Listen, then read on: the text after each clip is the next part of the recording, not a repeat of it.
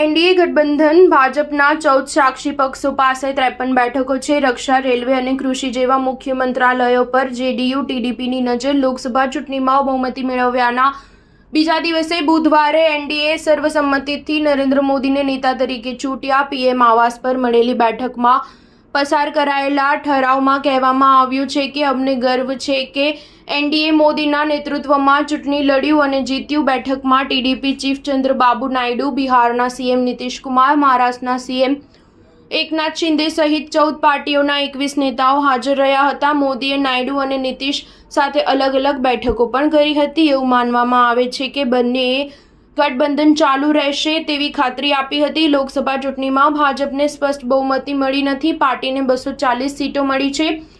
બહુમતીના આંકડા કરતાં આ 32 બેઠકો ઓછી છે। આવી સ્થિતિમાં તે 14 સહયોગીઓના 53 સાંસદો સાથે ગઠબંધન સરકાર ચલાવશે, જેમાં ચંદ્રબાબુની ટીડીપી 16 બેઠક સાથે બીજા નંબર પર છે અને નીતિશની જેડીયુ 12 સીટો સાથે ત્રીજા નંબર પર છે। બંને પક્ષો ઈચ્છે છે કે સીટોમાં મુખ્ય ભાગીદાર હોવાને કારણે તેમને કેબિનેટમાં પણ અનુરૂપ હિસ્સો આપવામાં આવે। સમાચાર એજન્સી પીટીઆઈના જણાવ્યા અનુસાર આ સમારોહ માટે ભારતના પડોશી દેશોના નેતાઓને આમંત્રણ મોકલવામાં આવશે, જેમાં શ્રીલંકાના રાષ્ટ્રપતિ રાનિલ વિક્રમસિંઘે, બાંગ્લાદેશના વડાપ્રધાન શેખ હસીના, નેપાળના પીએમ પ્રચંડ અને મોરિશિયસ અને ભૂટાનના નેતાઓનો સામેલ થશે।